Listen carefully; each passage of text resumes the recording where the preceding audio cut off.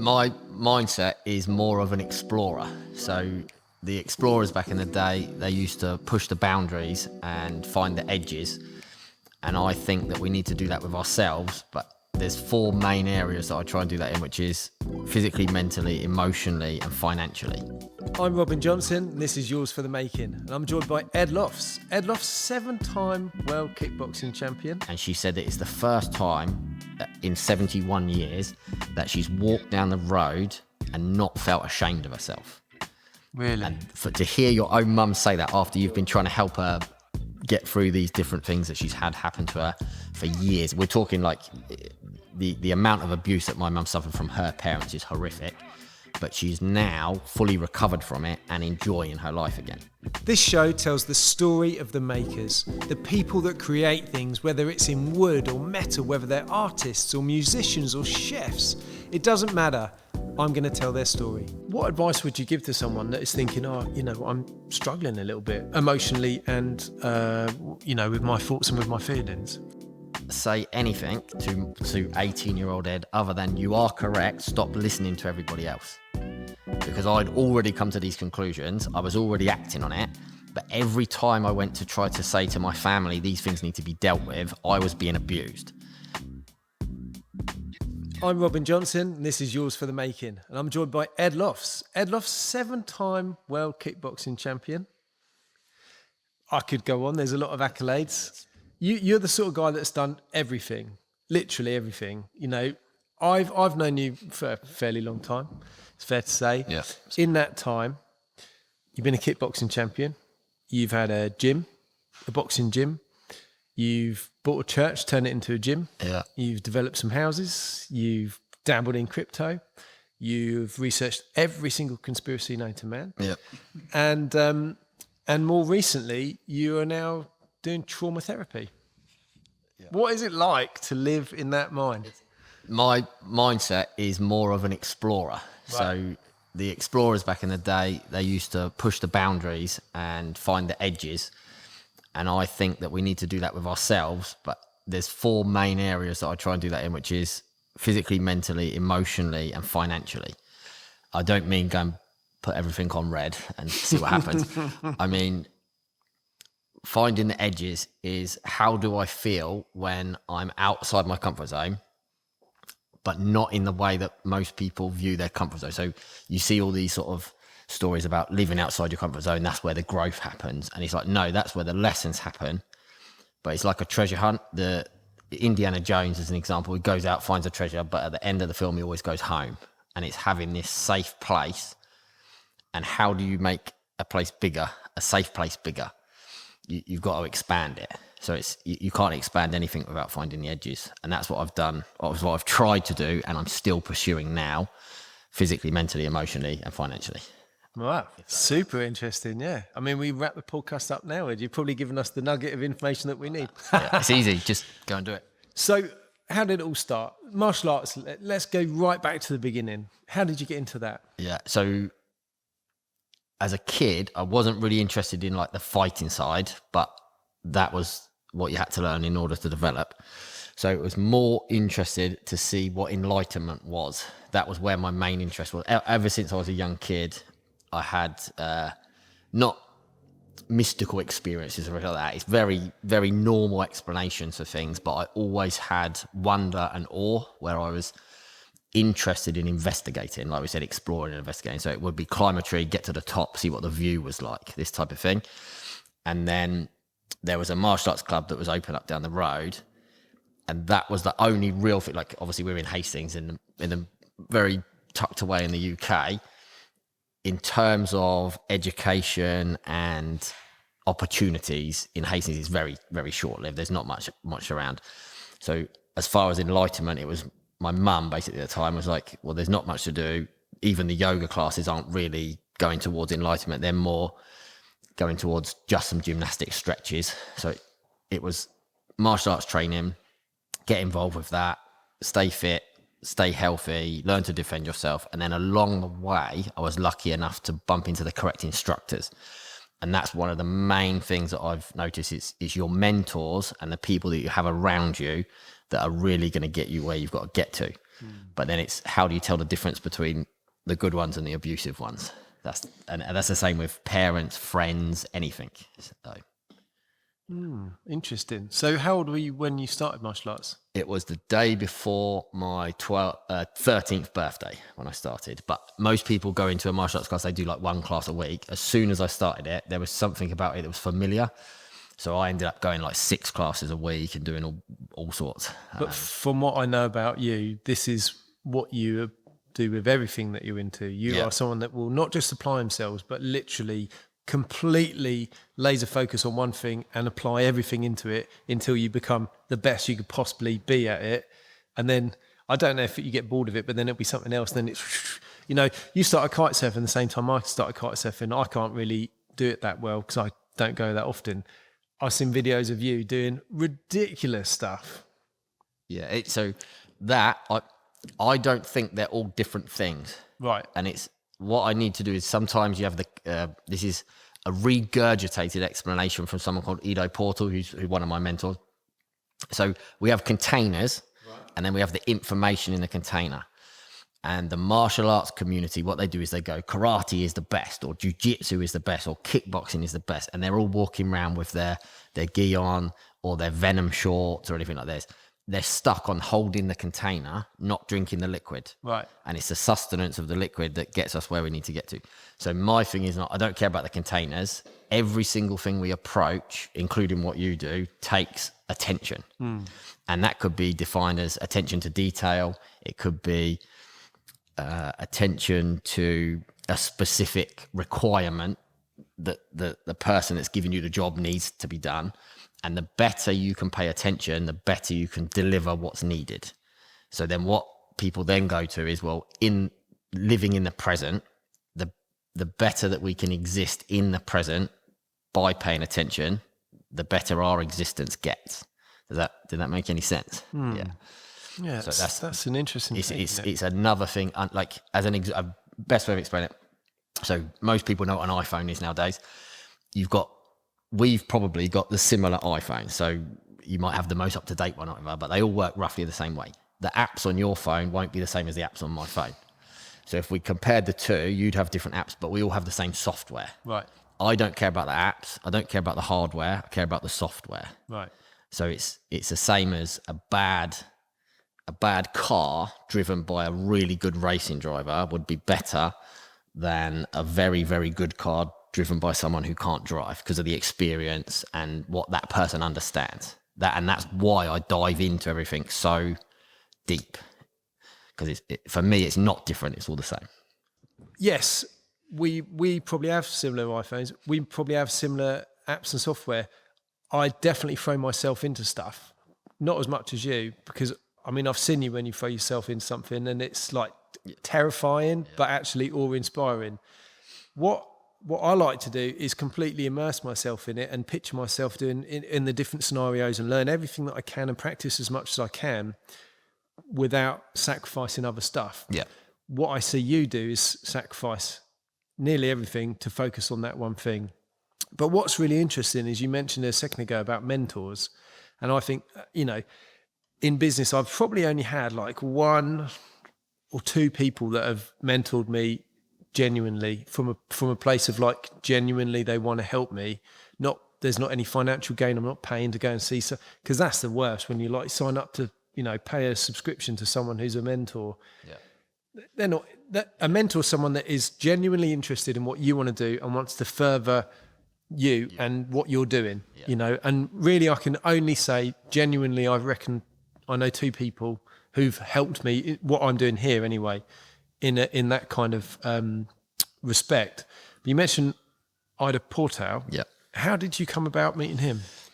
I was trolling through YouTube because CrossFit had appeared and I was trying to find out what it was. And at the time, the easiest way of explaining CrossFit was athletics, Olympic weightlifting and gymnastics all sort of compressed into small workouts, which they call WODs of the day. I wasn't too impressed with it, to be honest, and I wasn't impressed with the techniques and their abilities at the time. It's got a lot better. Then it's got worse again. But Ido basically I saw a video of him and he was doing something where he jumped and he landed with his ankles and his hips externally rotated. So he was on the side of his ankles. And then for a normal person, it would have broken their ankles. And he was saying this is like body dominance and how you build resilience within the joints. And then the way he spoke with what he was able to demonstrate physically matched. So they were on par. I then found out exactly where he was going to be, and I went to meet him, met him. We ended up having a really good discussion. Brian Rose from London Real Podcast was actually there at the time, and they got talking. They said, "Oh, you do points fighting?" Yeah, there's a style of kickboxing that I did at the time. And they said, "Have you ever seen this guy who fights like this?" And I was like, "Yeah, that's my friend."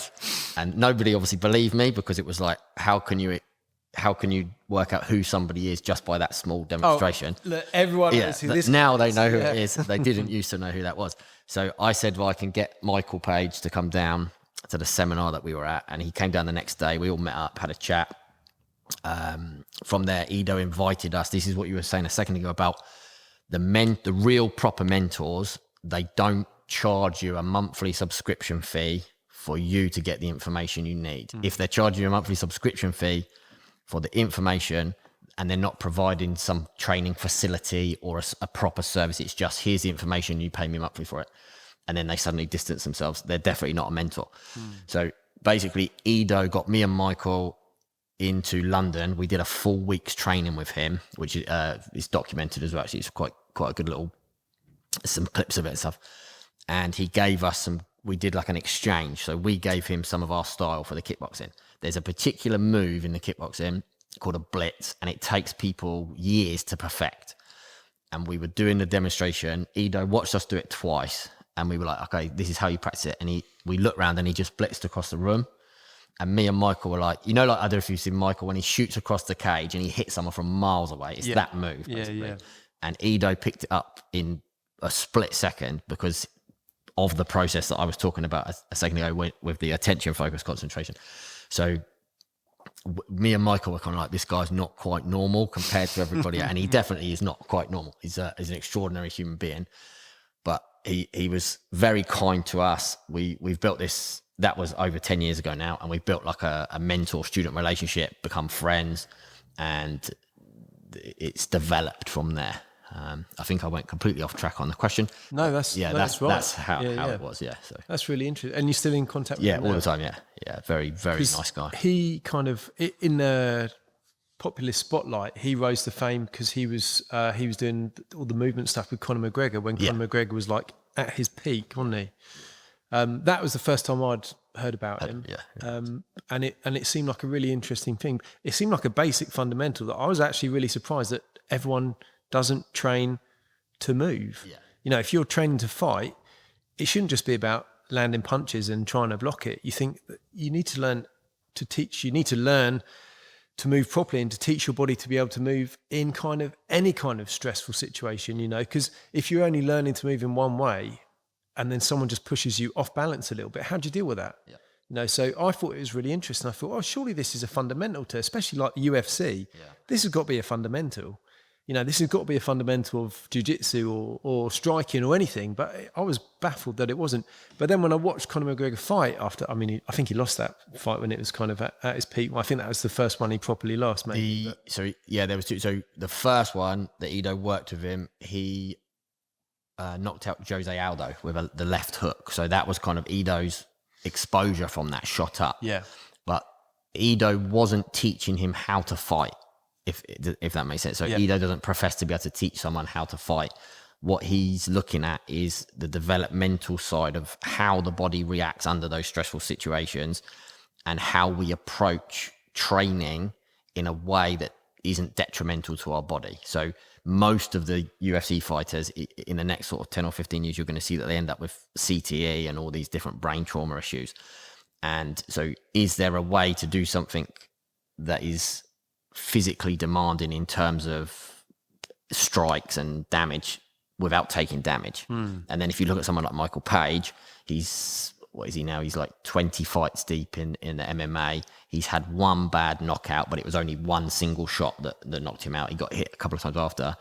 But how many people can do 20 MMA fights and only be hitting the head about 5 times in total. Yeah, I mean, but if you look at the other guy, he's, you talk about head damage and stuff like that. Michael Venom Page is something that even in my wildest dreams, if I was really, really good, he's not the person that I'd want to fight. That's it. But yeah, and that's it. It's about the approach to it. Ido's methodology. First, it deals with things that we call corset protocols, where it strengthens the joints, the ligaments, the spine and everything. And then it allows you to live your life with longevity. And a lot of the MMA fighters, even the karate, the jiu-jitsu guys always talk about, the thing we don't tell you about jiu-jitsu is when you get to black belt, you're going to have arthritis in both your knees or your big toes and things.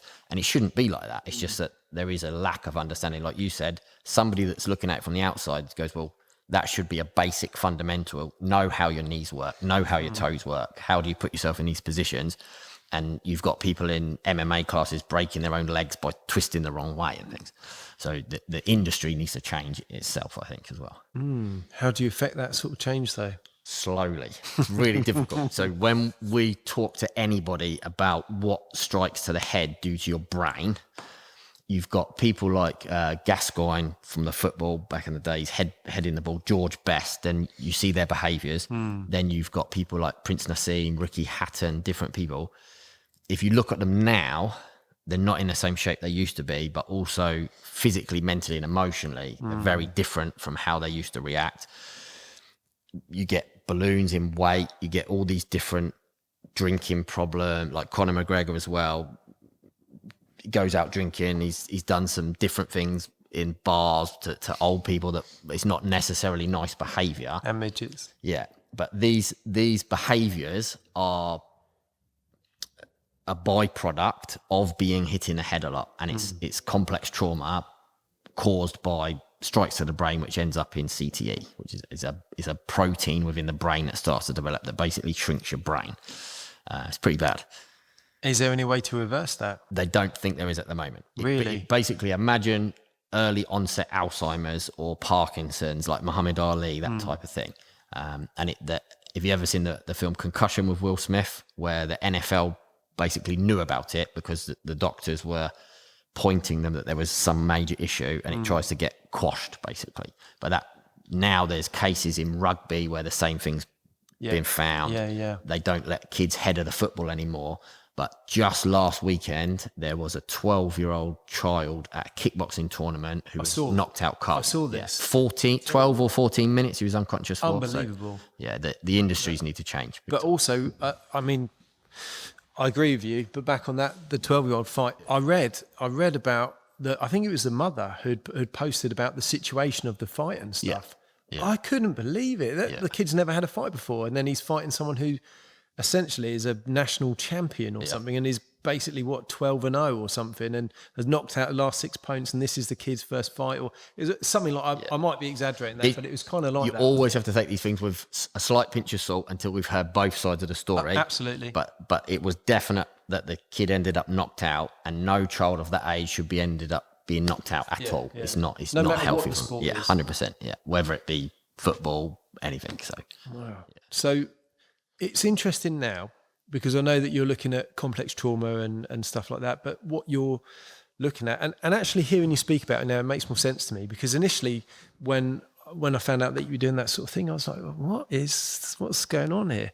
But it suddenly makes a lot of sense, because you're looking at it from a place of trauma holistically. Yeah. Trauma, reducing trauma to body, to brain through physical stress. But I guess, you fill in the cup emotionally, physically, financially, everything else. You're now looking at trauma from an emotional perspective. But what got you into that? So starting way back before any martial arts, when I was about 3, my mum has always suffered with mental health issues. She doesn't mind me talking about this at all. She's gone through a full complex trauma recovery course designed by Tim Fletcher, who's another one of my mentors. She's come out the other side of it, and she phoned me up about 6 months ago, and she said, Ed, I just walked down the street and something's different. And I was like, okay, let's investigate. What do you mean something different? She said, I walked past someone, they looked me in the eye, so she had eye contact with someone, and normally she would stare at the floor immediately. It doesn't matter whether it was an aggressive person, bunch of kids, an old lady, anything. She would make eye contact, and the first thing she would do is look away and just stare at the floor. And she said it didn't happen. So she didn't have the same response. And she said that it's the first time in 71 years that she's walked down the road and not felt ashamed of herself. Really? And to hear your own mum say that after you've been trying to help her get through these different things that she's had happen to her for years. We're talking like the amount of abuse that my mum suffered from her parents is horrific, but she's now fully recovered from it and enjoying her life again. And that was what it was all about. It was about, ever since I was a kid, I used to sort of say to people like, hold on, you are physically, mentally, emotionally hurting yourselves with your behaviors, with your actions. It's detrimental to your life and what you're telling me you want from your life, but you're not willing to change it. And how many people know what they want, but don't know how to get it. And then they berate themselves or beat themselves up because every time they try to start a business, hold down a job, not go out drinking for just one weekend so they can save some money up or something, and they just can't do it. And they think it's their fault. But what they're not willing to look at is what happened to them and how they got to that point with their decision making. There's a lady called Dr. Caroline Leaf, and she says, we think, feel, and choose. And then I would take it one step further, and I would say, we do think, feel, and choose, but do we think first, then feel, then choose? Or do we choose first, then think and feel later? And it's the order, the sequential order that those things happen in. If we can slow down and catch them like an egg rolling off a table, you've only got the time it takes for it to hit the floor to catch it. And if you don't catch it, you've got to deal with the cocaine-filled weekend of drinking where you've spent your entire month's wages. And if you do catch it, you can put it back on the table and hold it for a minute and see what your next decision is. And I think it's, especially where we grew up in this sort of area, the amount of money that I tipped away down the drain through alcohol was insane. But it was just what everybody else was doing. And it's not until you realize, okay, there is another way. And why do you need that much alcohol to feel like you're having a fun night? Yeah. I've had this conversation with our mutual friend Bino, Yeah. who's worked here for over a decade. We're sort of brother-in-laws, but because neither of us are married to two sisters yet, we're not brother-in-laws. But as good as a brother-in-law. But I remember, because you lived together, didn't you? I did. And I remember him telling me, he said, yeah, me and Ed sat down one night and we tried to work out how much we'd spent on alcohol over the years, and we both realised that we could have bought a house with no mortgage. Yeah, pretty much. It's insane. But without that education, when you're 16, 17, and all your mates are going out, there's members of the opposite sex, or if you're that way inclined, the same sex, whatever. There's other people out, future mates, whatever. Yeah. All your friends are there. It's, you're having fun. You get carried away. It's so easy. I did it as well. I really did do it. But how do you tell how would you tell 18-year-old you, look, Ed, you shouldn't do this because it's short-term pleasure, long-term, you're depriving future Ed of what you could have now. How do you tell that to an 18-year-old?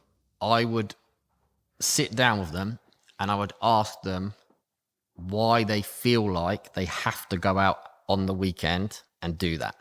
Because if you saw so there's SPECT brain scans of what alcohol does to your brain and what cocaine does, but all these different things, it basically destroys the blood flow in your brain. So certain parts of your brain don't function in the way that they're meant to, and it makes you feel safer.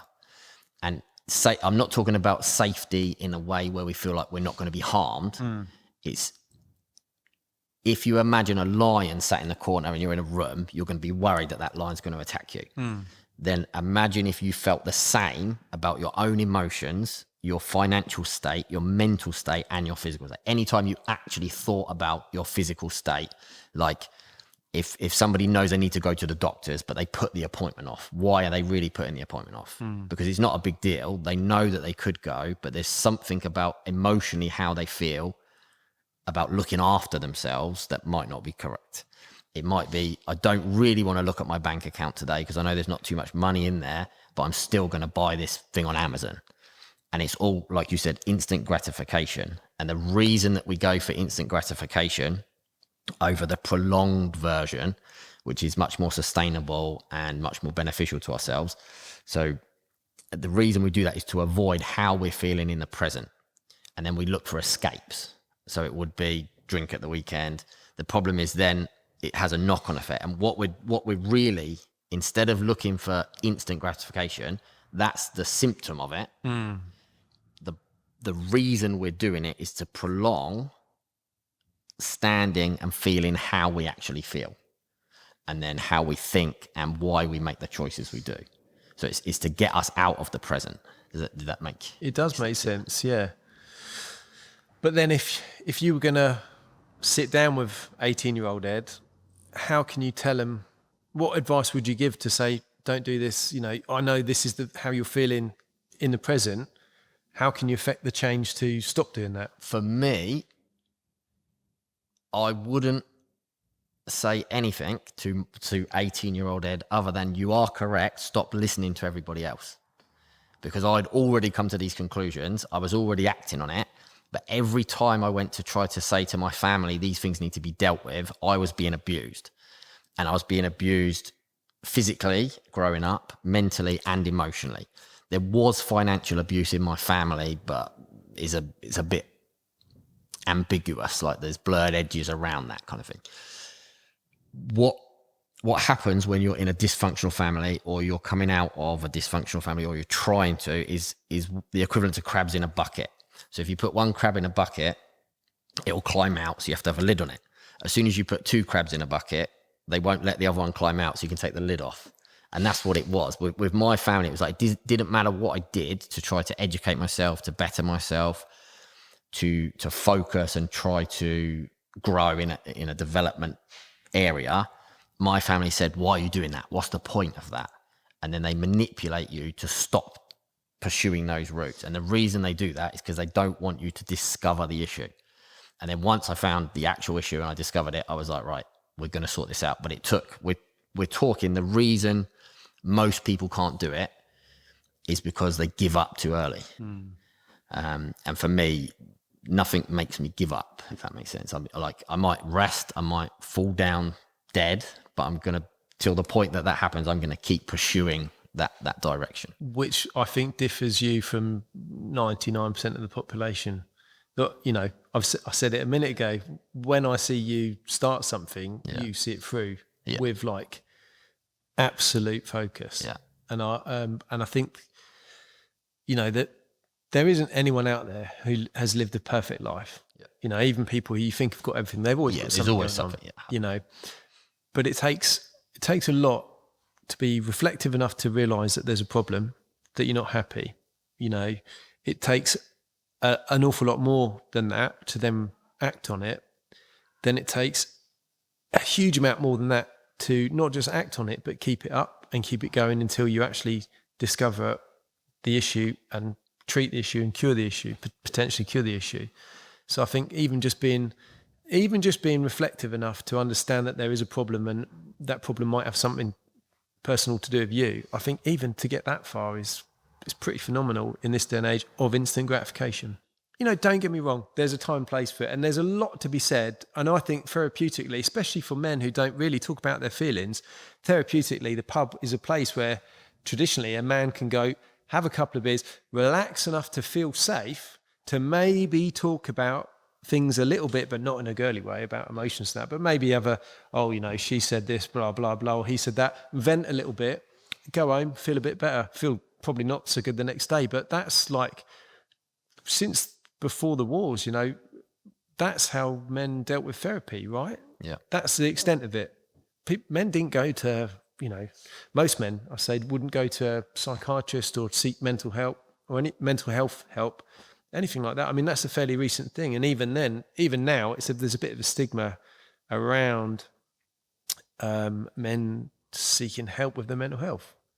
Last couple of years, it's you know, coming to the surface a little bit more, but still, I think if I said to my group of friends, I'm really suffering with my mental health, I'm going to go and see someone, I think the reactions would still be mixed, depending on who I talk to, of course, but I think the reactions would still be pretty mixed. You know, 5-10 years ago, every single one of my mates probably would have been, or that's what I think it probably would be different, but my interpretation of that would be that if I'd have told all my mates that I was struggling and I need to go and see a psychiatrist or something, they'd all go, oh, you fucking mental. You know, what are you doing, idiot? But actually, nowadays it's a little bit less stigma around it and a little bit more accepted, but it's not the norm. It's not the commonplace. But I think there's certainly a place for nearly everyone to have some kind of help or some kind of therapy. But again, a lot of blokes would just do that at the pub on a Friday or Saturday night. What I would say, talking to somebody doesn't equate as therapy, but it might be therapeutic. And if I said to you, okay, I don't know how to use half these saws that you've got hanging around, but you're going to let me have a go, I'd probably chop some fingers off by accident. So you wouldn't let me do that. You wouldn't let me pick up a blowtorch and start moving around near the gas canisters and things like this. Your physical, mental, emotional states are 10 times more complex than any piece of machinery in here.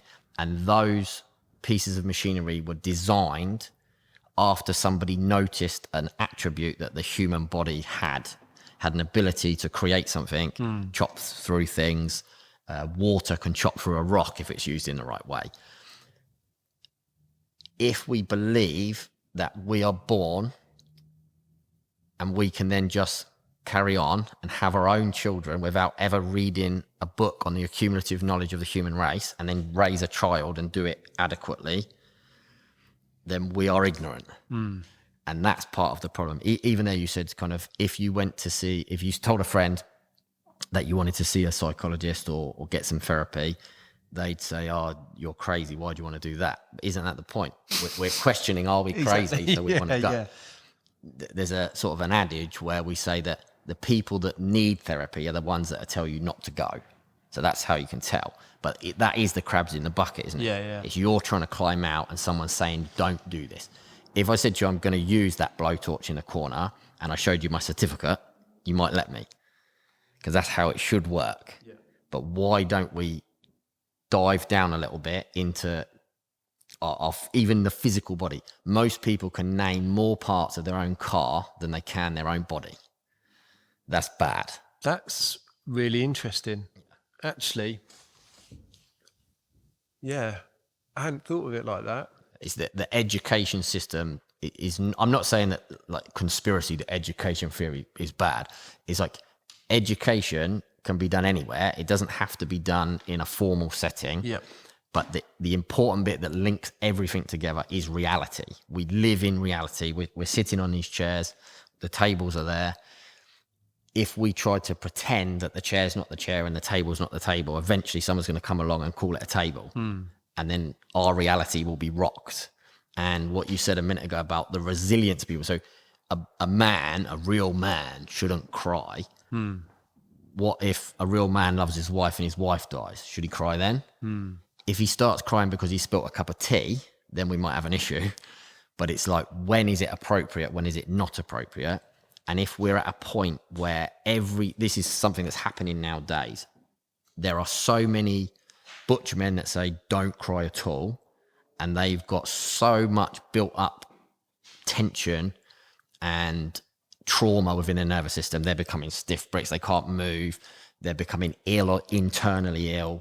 Their metabolism slowed down. They've got a big beer belly. They're all over the place. And then you've got the other side of it where we've got extremely feminine, weak men who won't stand up to anyone, that won't say boo to a goose, and you can make them cry just by calling them a name. And it's kind of, if we can't function in our lives, there's the issue. So it's, okay, well, fitness, what does fitness even mean? You're fit for the job, aren't you? Like, you hire people, you wouldn't hire somebody that couldn't kneel down and work on the wood if they were really bad with their knees. You'd say, okay, well, half the day's going to be spent listening to you whinge about your knees. Go to the doctors. And that's what it all boils down to is okay, what is actually required of us as a human being? And that's where I kind of broke it down to the 4 easy things for most people to understand. We have a physical body. We definitely have a mind, because you have thoughts all the time.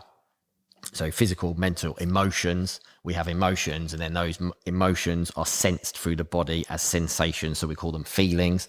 And then everybody needs a bank account nowadays. Otherwise you can't, like, the amount of money you've got equates to how free you are, doesn't it, nowadays, really? Yeah. I mean, I would 100% agree with that. When I didn't have any money, I'd have argued and said, no, money doesn't mean anything. But now that I've got a little, not a lot, but a little bit of money, I realise how much freer I am. And actually, it's not about having a massive bank balance so I can go and buy a Lamborghini or whatever it is. It's about building up enough reserves so I feel safe, so I don't feel threatened that someone's going to take the things that I've got and built, and that I can do what I want when I want. I mean, not in a selfish way, like, you know, go and do something really reckless, but it's more like, actually, the sun's really nice today. I don't have to work, or I take my partner and kids on holiday somewhere because we want to get away, you know.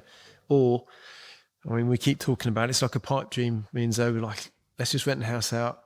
Let's go around the world, take the kids out of school and go traveling for a couple of years. And I think that'd be the best thing ever. But then at the same time, I know we've got responsibilities here. I've got to run this place. I've got my house, everything else. So, but if I had loads of money, I'd be totally free to do that. I wouldn't have to do this. No. So you're right. It is about freedom, but I think money's viewed, depending on who you talk to, money can be viewed really negatively because it's directly linked in a lot of people's mind to materialism. Yeah. But I think that relationship with how you view money can be a bigger determining factor of how you deal with money. If you think, you know, money is linked to materialism, generally speaking, I think that you're probably someone that hasn't got a good management system of money, and it probably is leaning towards materialism without really thinking about it. But if you're someone that sees money as an avenue to do the things that you want to do or have the time that you want to do, generally speaking, you'll get money and you'll manage it well, which isn't taught in any school. Even in business school, you go to business school, it's still you're learning in the confines of like what's been taught in years past. You know, you're not learning about the smartest way of paying the least amount of tax. You're not learning about interest rates necessarily. It's certainly not at normal school. I think every child at secondary school and college level should understand at the very least what interest means, what credit means, how to sort of leverage debt, but maybe also stay out of debt, how to manage a budget, even a household budget, very at the minimum, but we're not taught any of that. So people have this, especially if you just work a job and you're struggling to make ends meet. If someone says, oh yeah, you know, you should be really concentrated on your money, instantly people go, oh, you know, I'm not money focused, I'm not materialistic, but it isn't. You're right. It is about freedom and opportunity. Because if you've got money and an opportunity comes along, they say money goes to money. It's not. It's money. People with money have got a good grasp of how to use it and how to make it work for them. And if money goes to money, it's not. It's because people with that money are using it wisely, investing it wisely, and not flitting it away on material things. So it's not materialistic if you strive to get to that position. It's almost the opposite. Yeah, I think it's having enough money to buy the materialistic things if you need them, but not letting them own you. So if the car gets taken or you lose something, you need to sell something to move it somewhere else, just do it. But that's freedom, isn't it? And it's if we on the topic of freedom, it's okay, well, what does physical freedom look like? It looks like the ability to move and to be free of pain whilst you're doing that. Then mental freedom is don't be tortured by your thoughts. You are free from negative thoughts. Then you can be free from negative emotions, and you can also be free from the debt collectors knocking on the door. And that's the difference, isn't it? But 2 of those 4 are pretty easy, Yeah. I'd say. I mean, it's not easy to become rich, but it's easy to understand how to make money work. If you read enough books and you know, even just looking at YouTube videos and stuff, it's quite easy to understand how to do a budget and stuff. Yeah.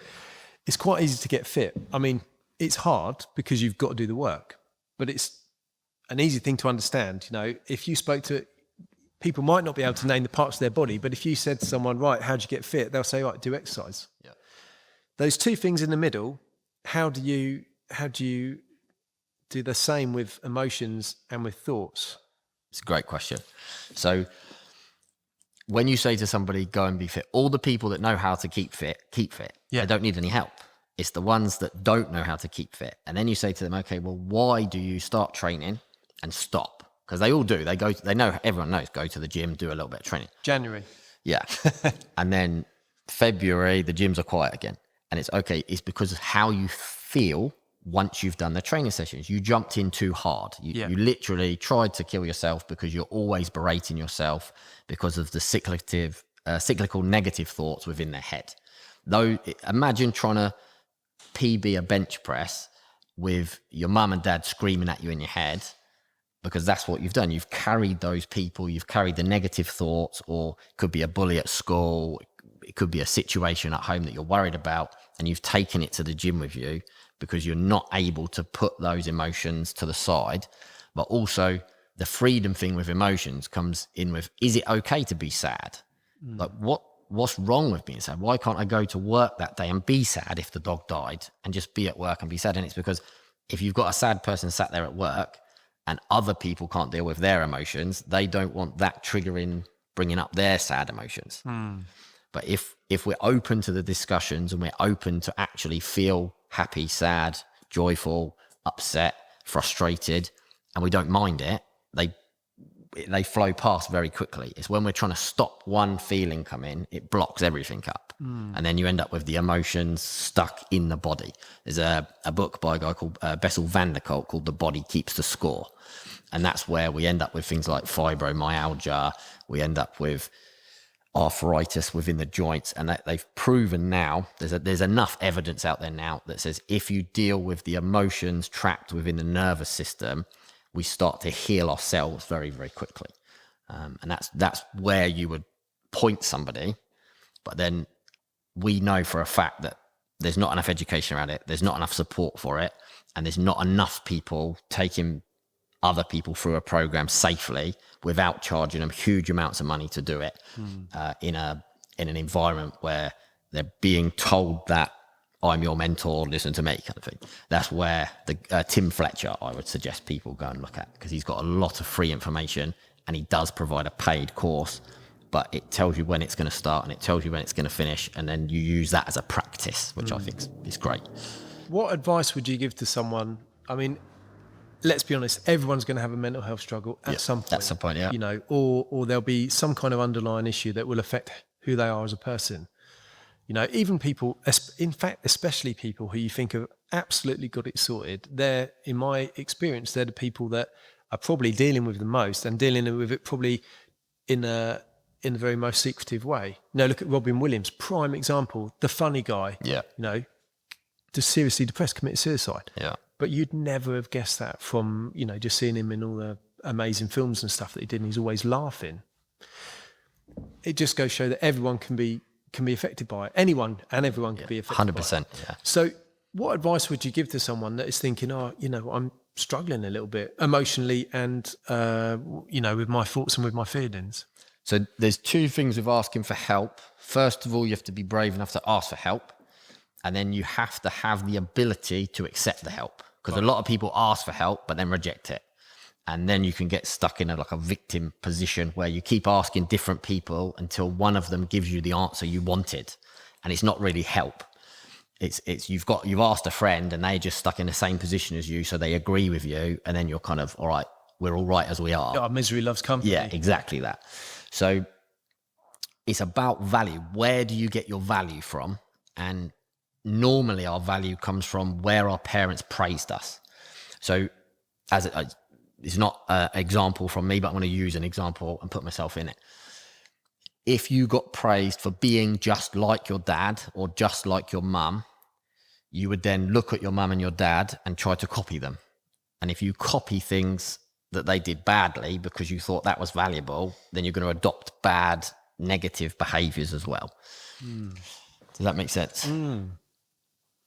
Yeah, that's quite... So, and this is where... quite profound, actually. It's not something that you can give a quick fix to. Yeah. And anybody that tells you they can do a quick fix is not going to work. You could hypnotize someone for a couple of days. They might get a week's worth of feeling better, but something's going to come up and re-trigger them, and it's going to put them back further. It's about tackling all of these things, physical, mental, emotional and financial, one by one in a structured fashion. Like you said, most people nowadays can't even run their own house because they're just not taught how to do it. But there is a way out. It's just not an easy route to take. What sort of route, what would that look like for a lot of people? So if you take Tim's course as an example, first of all, it's based on a model which helps people recover, but it's the same model that we would use for an athlete to perform at a very high level. So it would be a structured time period of stability. So you have to get them to settle down. You have to get them to slow down and start to actually evaluate what is going on around them in their environment. We then realize that within the environment, the things that scare us are physical body, our mentality, so our mind, and our emotions happen in that environment. And we could be perceiving them as dangerous. So then we have to realize we are safe. Sometimes you're not safe, are you? You've got people around you that are not safe to be around. You've got negative influences, all these things. So we've got to get ourselves in a position of safety and stability first. Once that's happened, you have to go through a period, similar time, maybe 63 days. You could research that a bit.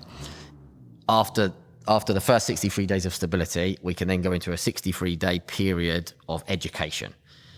So have you ever had it where you read a book, you get to the bottom of the page and you can't remember what you've just read? All the time. It's just gone. All the time. But then another day you've read it and it just goes in straight away. Yep. And that's what it is. It's about the system being in the right position to feel safe and actually take on board things where you're in your prefrontal cortex. So stability or stabilization, education, to go through the process of educating on these topics, physical, mental, emotional, financial. And then you have to come out the other side and you're then equipped with the tools to reprocess your life story, the narrative of the story you tell yourself. Am I a victim? Did this person do that to me? When someone bibs the horn, I've got a good chance to scream at someone and get some tension out, even though it was because I forgot to put the bins out in the morning, this type of thing. And it's the narratives that run through the background in our subconscious mind. And you can get different statistics on it, but they say we have between 70,000 and 90,000 thoughts a day. How many of those are even conscious thoughts, and how many are subcategories within our operating system that's under the surface? Then what would enlightenment even be? Wouldn't it be shining a torch on those subconscious thoughts? That would be a good place to start from my perspective. Depends what the subconscious thoughts were, I guess. Yeah. And are they perceived as dangerous to look at and feel? I will be honest, I think sometimes my subconscious thoughts are probably quite dangerous. There'll be times, and actually it's something I'm open about. I struggle with it as a father, is having patience with my son. Yep.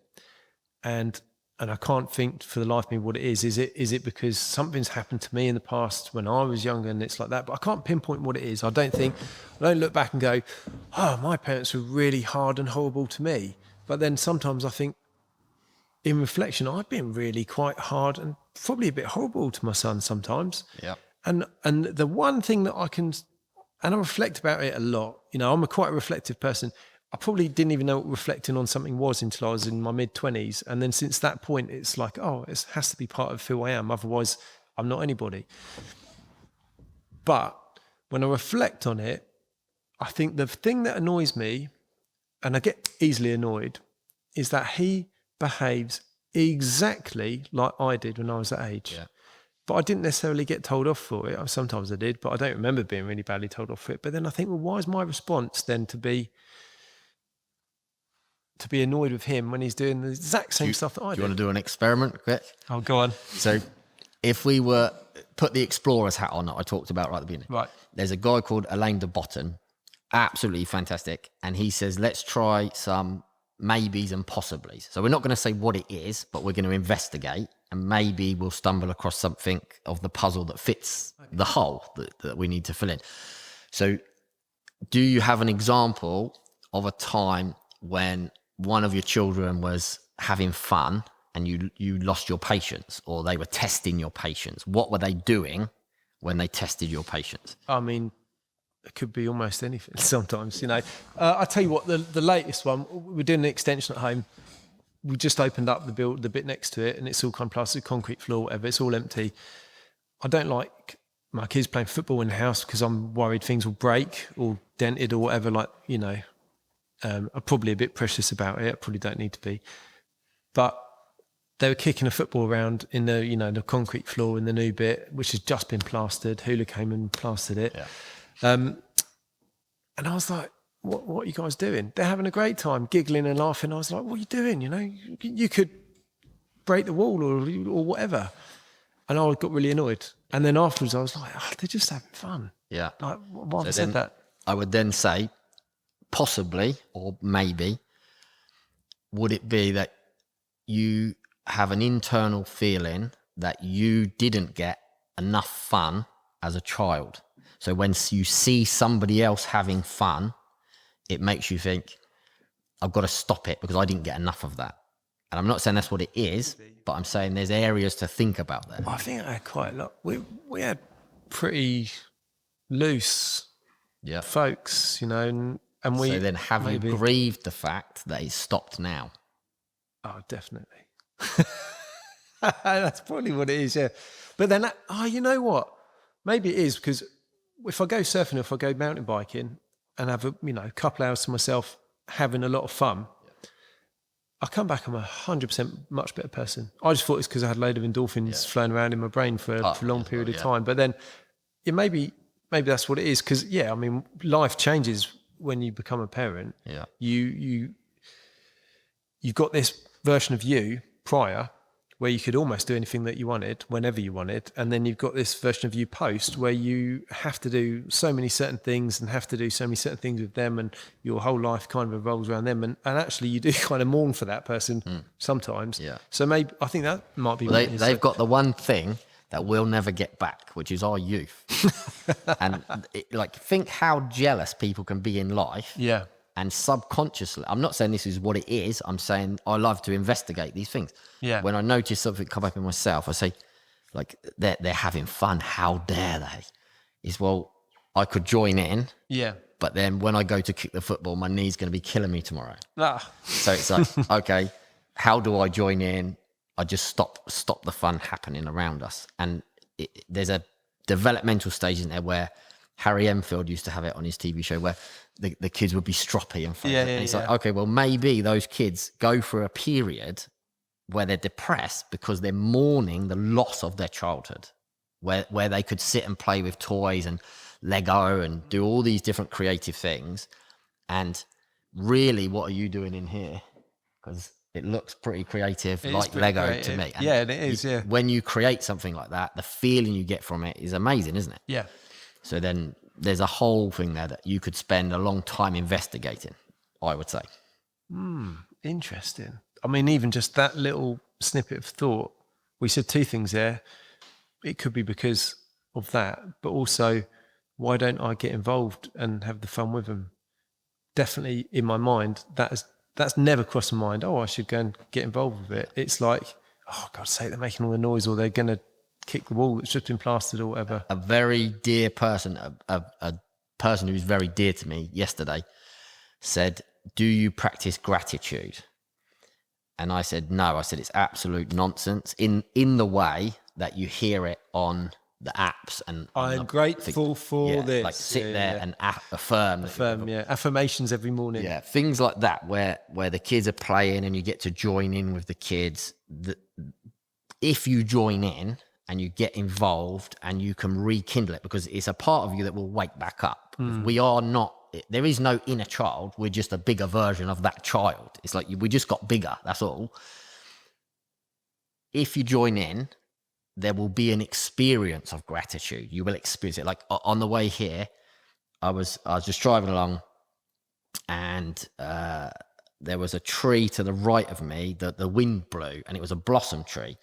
And obviously I'm riding a motorbike down a country lane, and this blossom came across and the sun was shining, and there was the moment of gratitude. Yeah. But it's not something I sit there and intend to be grateful, especially not when you've had the crap kicked out of you by your parents your whole life. Unless the moment of gratitude arrives, but then you've got to be present for that to happen.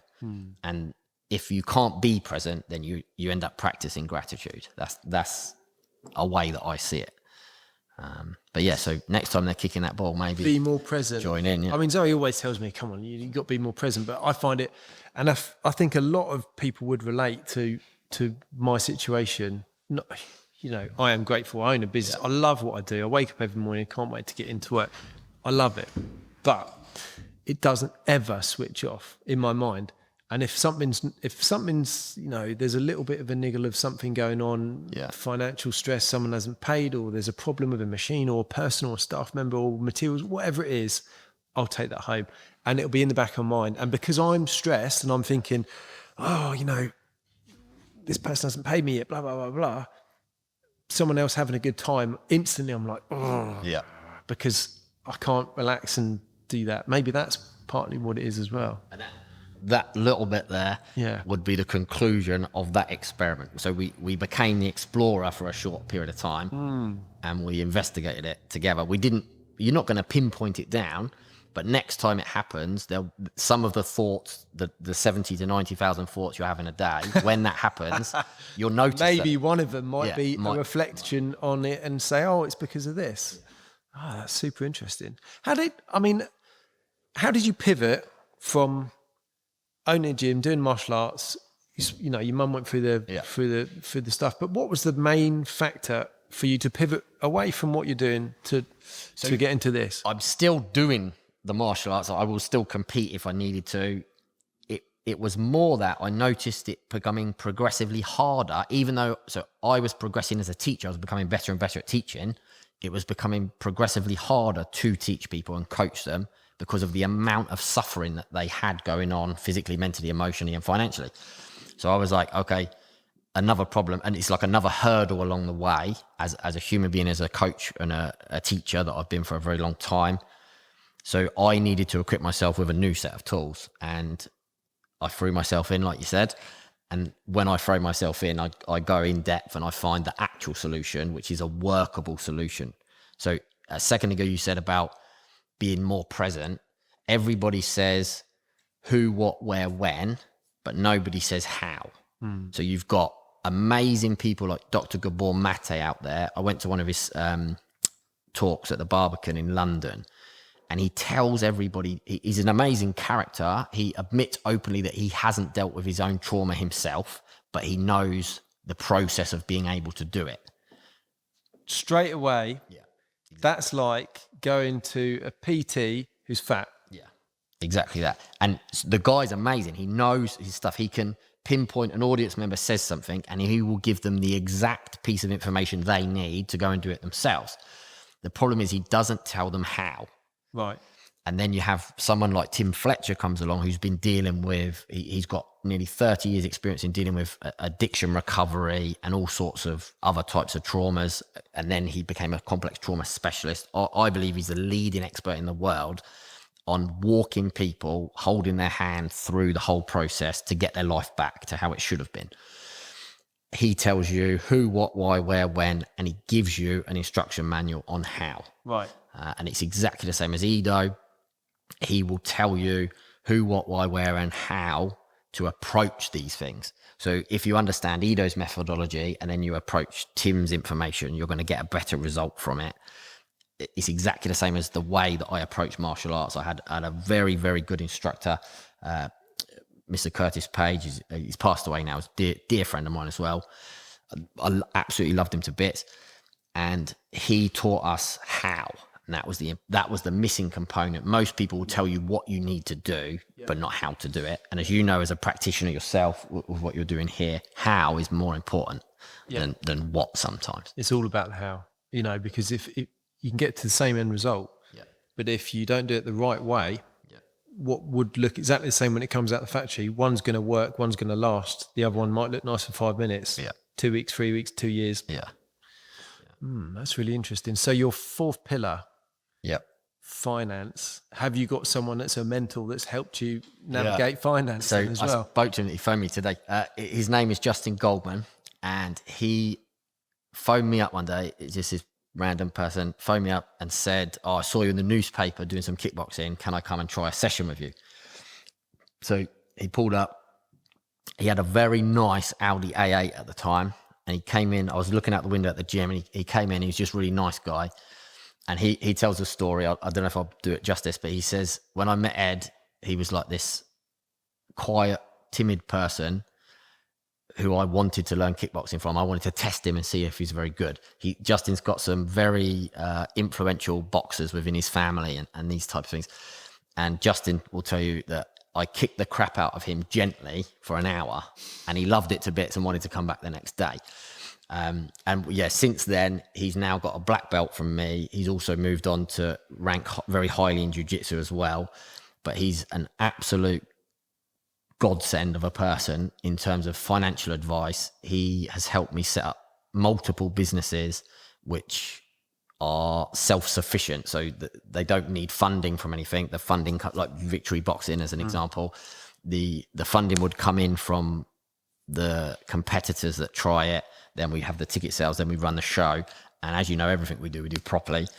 So Justin for me is that mentor as well. I think it's really important to have those people. And again, he didn't charge me any money to be my mentor. He was actually paying me to teach him kickboxing, but we were picking each other's brains along the way, and we've gone on to build a business relationship where both of us have benefited massively from it. So so Justin is a bit of a legend as well. Excellent.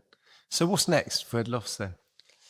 I am trying to put a platform together with a website and an app where we can deliver this information, even down to how to run a house, how to manage your vehicles, how to set yourself up for a physical education, a mental education, emotional education, and a financial education. So that's what I'm going to be doing over the next sort of 6 to 8 months, is setting up this platform, really pushing the social media channels and making sure that there's a place people can go for a very, I wouldn't say cheap, but I would say reasonable, valued place where they can start to find their safety and their stability, and then we can deal with the rest once we've done that. Interesting. So this podcast is about, it's yours for the making, and whatever you're making, it could be anything. It could be a therapy center, therapy app, it could be things out of wood, joinery, metal fabrication, whatever it is. One thing I ask everybody is, catch that mosquito. Just missed it. One thing I needed some everybody, chopsticks. Yeah, right. I caught a fly with chopsticks once. The first time I ever tried it, I caught a fly like that, and I sat there at a restaurant looking at my mum and dad like, oh my God, I thought I was gifted. Yeah. I've never done it since. But one thing I ask every single person that comes on is, if you had one piece of advice to give anybody listening who wanted to make something of themselves or for themselves, maybe it's a piece of advice that you were given, or maybe even it's a piece of advice that you wish you were given when you kind of started out, what would that piece of advice be? It's quite simple. Slow down, like really, really slow down. I mean, physically sit and slow yourself down and think about how you actually feel. So what is going on for you? If you don't have the words to describe how you feel, download what they call an emotional wheel. So you just literally can Google emotion wheel and it comes up with all these different emotions. Plutchik's wheel, isn't it? Yeah. So those type of things, even if it's just a kid's one. So most people can only identify the 5 simple emotions, but sit down, slow down, sit down and be honest with yourself about how you actually feel, and then find somebody else in your life who you can tell that to. And you'll find that if you struggle to find somebody else that you can be honest with, then you need to go and find maybe a therapist, or find somebody through a community group that you've got to go and differentiate or discriminate to find the right person. But if you do that, that will help you start that journey, because it will give you the first bit of stability that you need. Wow. Good. But that will help with everything. If you can do that, then you'll have the confidence to build. Help with fitness, to help with finance, to, all of that. So not easy, but very beneficial. It never is easy. The hardest things you've got to work for. So yeah. Cool. Ed, it's been a real roller coaster. It was deep. A real experience, but thanks ever so much for coming on. And I'd love to do this again. I feel like we've scratched the surface. Yeah. This is the cheapest therapy I've had in a long time. Ed, thanks very much. Nice one. Thanks for the invite as well. Awesome.